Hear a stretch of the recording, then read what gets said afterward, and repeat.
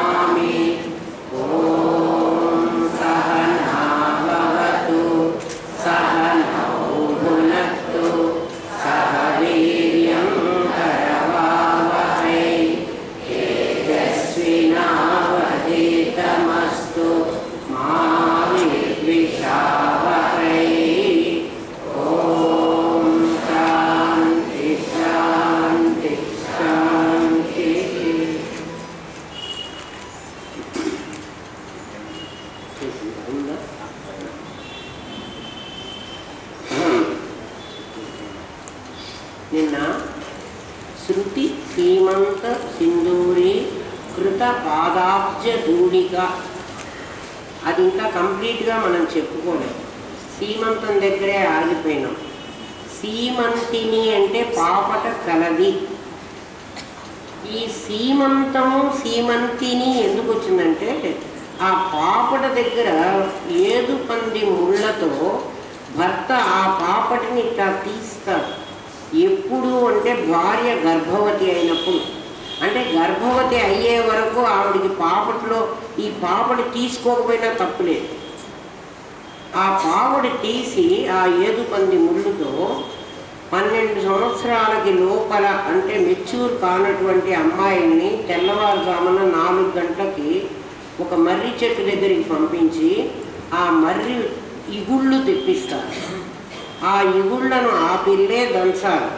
ఒక పిల్ల కానీ 5 పిల్లలు కానీ తెచ్చి దంచుతారు. అందరూ కూడా చిన్న పిల్లలే, బాలలే.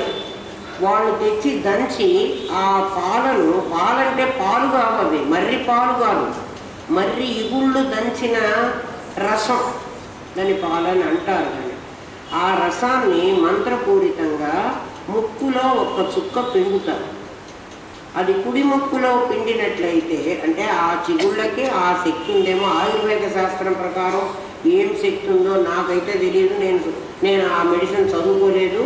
అలా పిండినప్పుడు ఆ గర్భస్థ శిశువులకు XYలే కదా, ఆ వైవి మరణిస్తాయేమో, ఎక్స్రేస్ వస్తాయో. కుడి ముక్కులో పిండితే ఒక రకమైన రిజల్ట్, ఎడమ ముక్కులో పిండితే ఇంకొక రకమైన రిజల్ట్.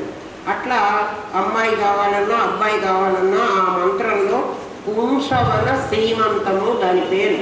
అంటే కుమారుడు పుట్టాలి అని చేసేటువంటి సీమంతము అనే పండగ.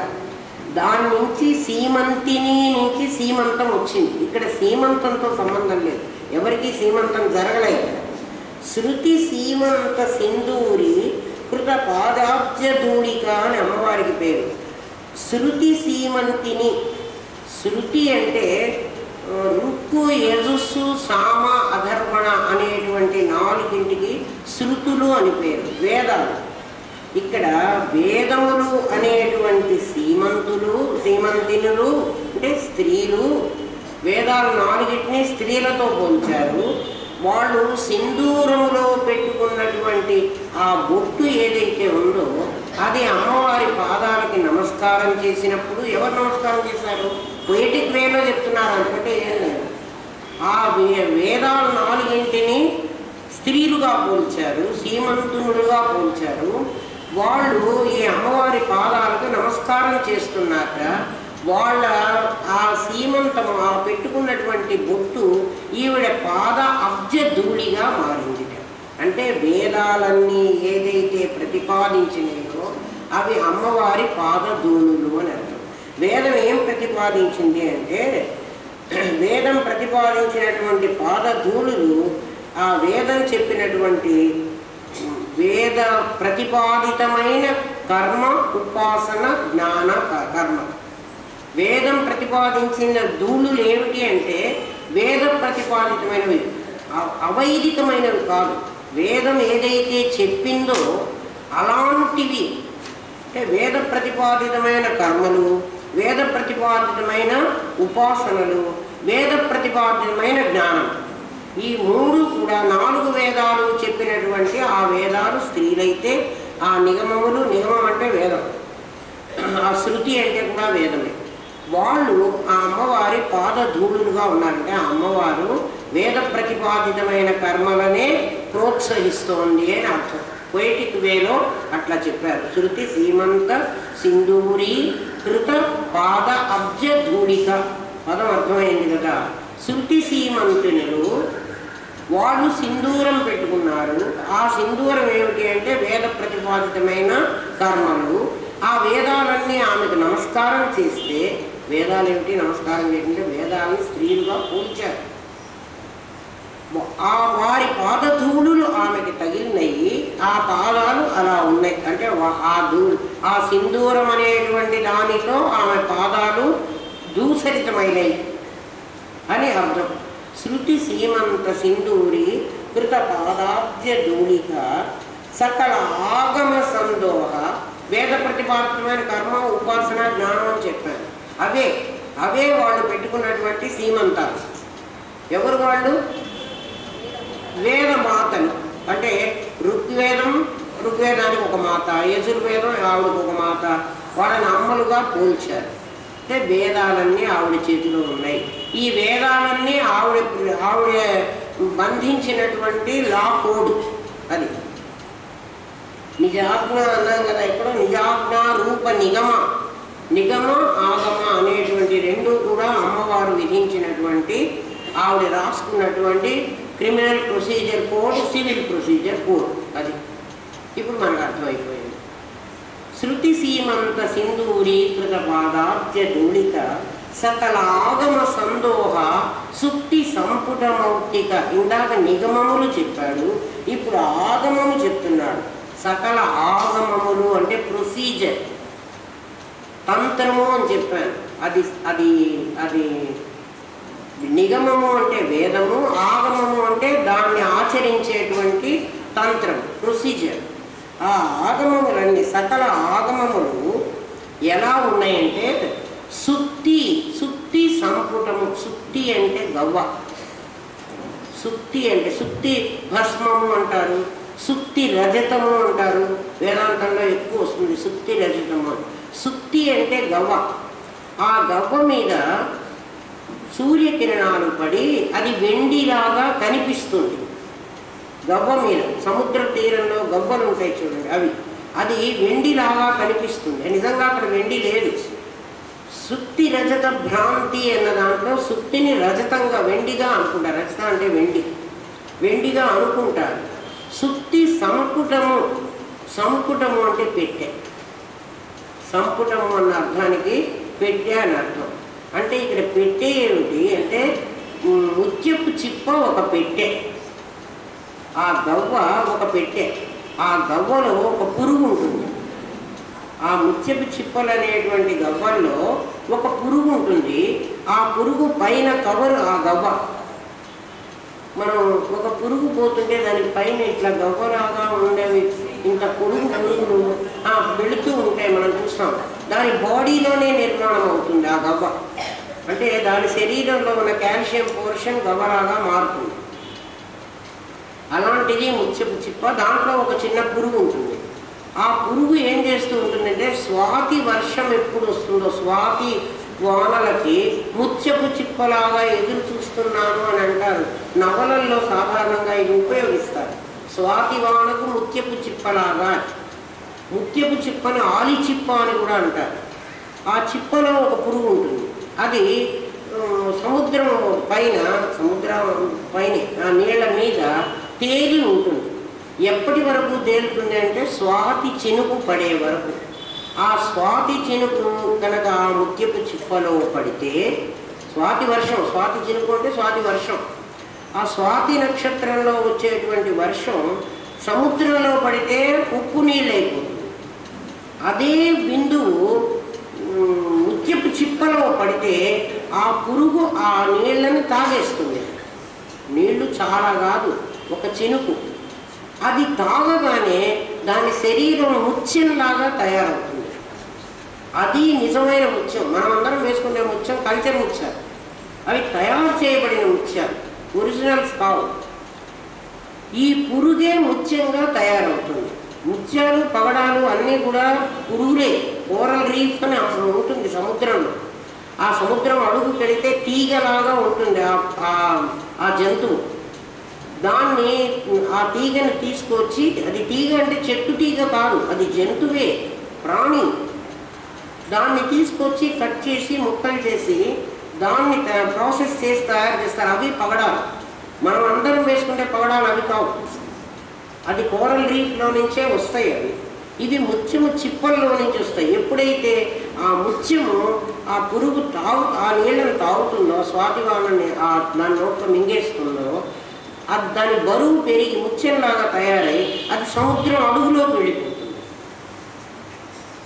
ఈ రత్నాలు వజ్రాలు బట్టి చేపలు పైన ఉంటాయి అనుకోండి, సముద్రపు అడుగుకు వెళ్ళి వాటినన్నిటినీ తీసుకొచ్చేవాళ్ళు ఆ ముత్యాలు తెస్తారు. దాన్ని గొప్పని పగలగొడితే అందులో ముత్యం ఉంటుంది. సుత్తి సంకుటమౌక్తిగా అంటే దాన్ని అంత సేఫ్గా దాచిపెట్టి సముద్ర గర్భంలో దాచితే అది తీయడం ఎంత కష్టమో, ఇక్కడ అమ్మవారు సకల ఆగమ సందోహం. ఆగమము అంటే ఆమె ప్రొసీజర్ కోడ్. ఆ ఆగమం ఇట్లా చెయ్యాలి, ఈ పని ఇట్లా చేయాలి, ఈ పని ఇట్లా చెయ్యాలి, ఈ కర్మ ఇలా చెయ్యాలి, ఈ ఉపాసన ఇలా చెయ్యాలి. మనం అన్నిటికీ పిండికి పిడుగుకి అన్నిటికీ ఒకటే మంత్రం మనకి ఏం తెలియదు. సకల ఆగమములు ఆవిడ అలా ఏదైతే నిజాజ్ఞారూప నిగమ అనే ఆవిడ ప్రొసీజర్ కోడ్ తయారు చేసిందో అదంతా సుత్తి సంపుటములో దాచిపెట్టినటువంటి మౌక్తిక ముత్యము వంటిది. మౌక్తికము అంటే ముత్యం. చూడండి, మనం అందరం ముత్యాలు వేసుకుంటాము. మనం అందరం వేసుకునే తెల్ల పూసలు, మనం అందరం వేసుకునేవి ఎర్ర పూసలు.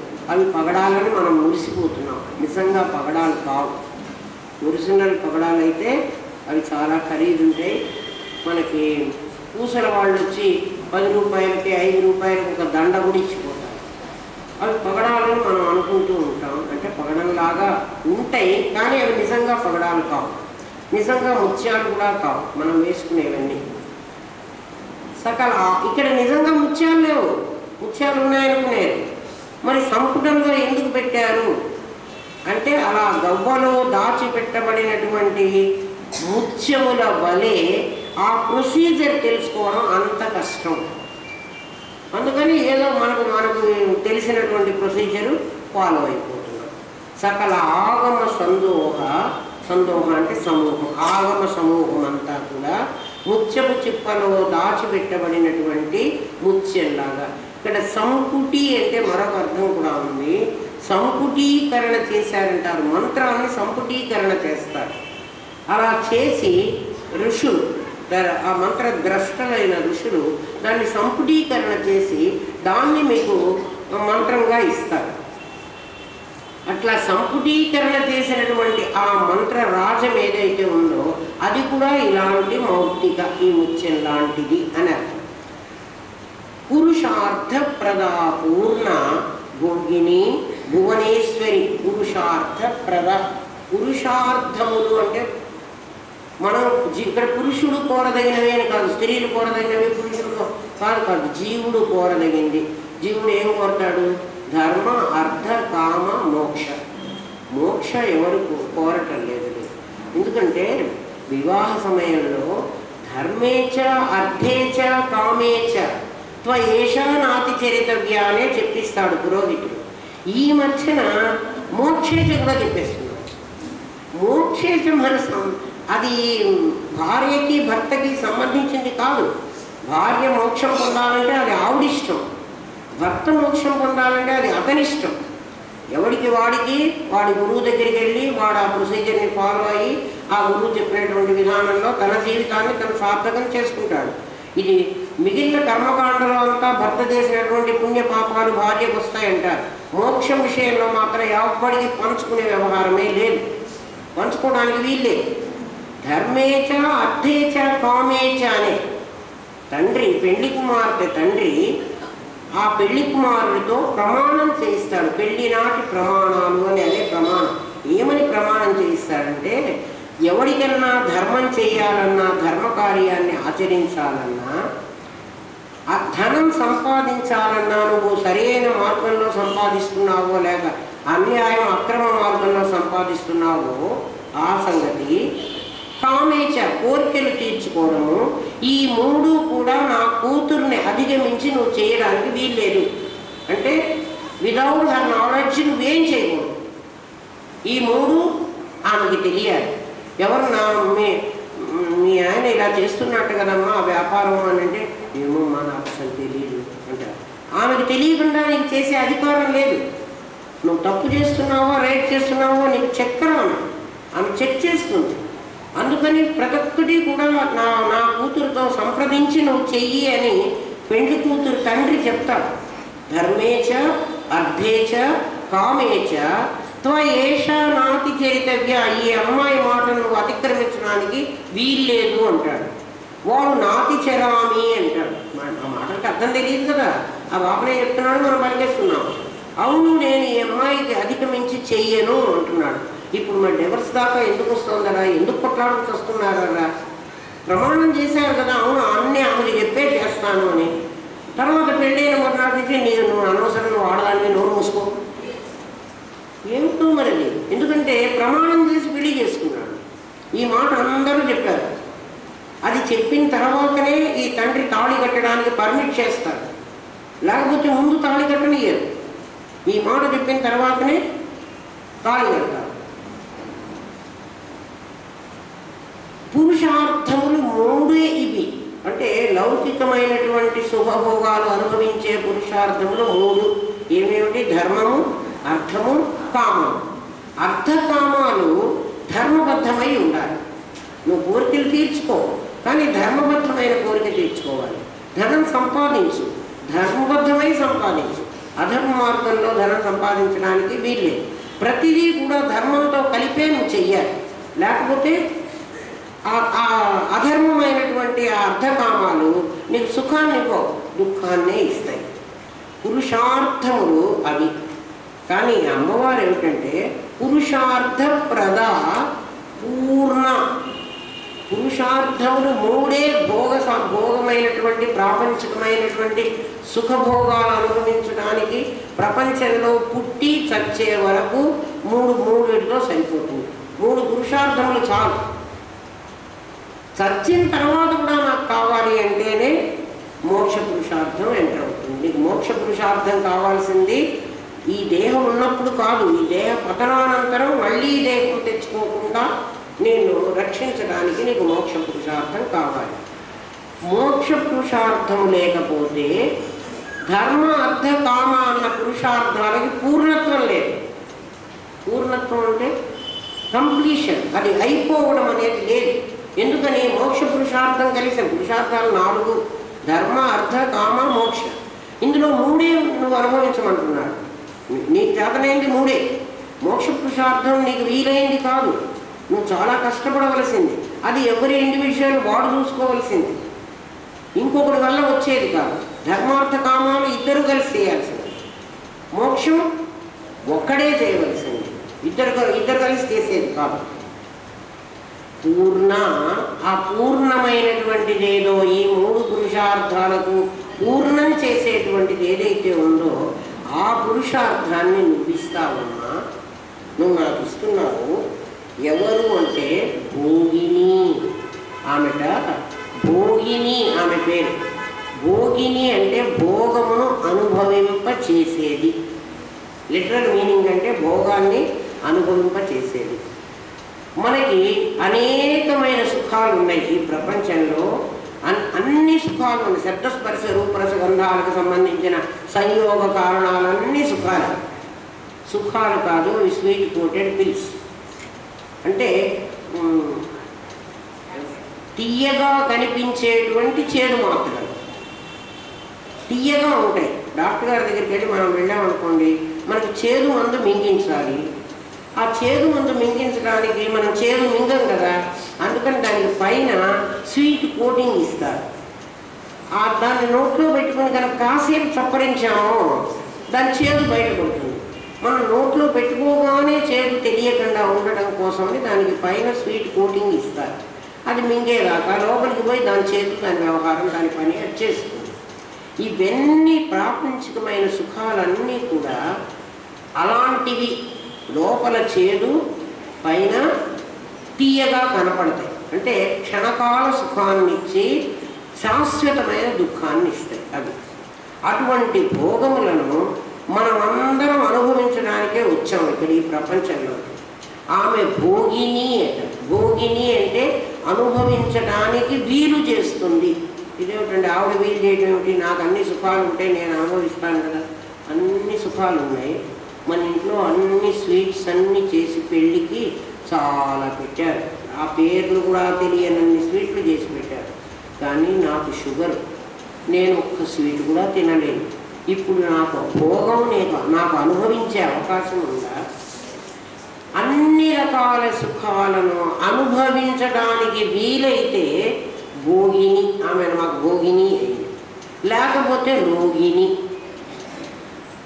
రోగం ఉంటే ఏ సుఖాలు నేను అనుభవించలేదు. అన్నీ ఉన్నాయి ప్రపంచంలో, కానీ నాకు ఆరోగ్యం లేదు. ఆ సుఖాలు నన్ను ఇంకా సంతోషపెట్టలేవు. సుఖాలు ఎన్నున్నా అవి నన్ను సంతోషపెట్టలేవు. కారణం ఏమిటి అంటే నాకు అనుభవించడానికి కావలసిన అర్హత నాకు లేదు. అమ్మవారుట అలాంటి అర్హత నీకు ఇస్తుంది. భోగిని అంటే ఆ అర్హత ఇస్తుంది. ఎవరు అమ్మవారు? నీలో చిత్రూపి అయినటువంటి పరమేశ్వరి.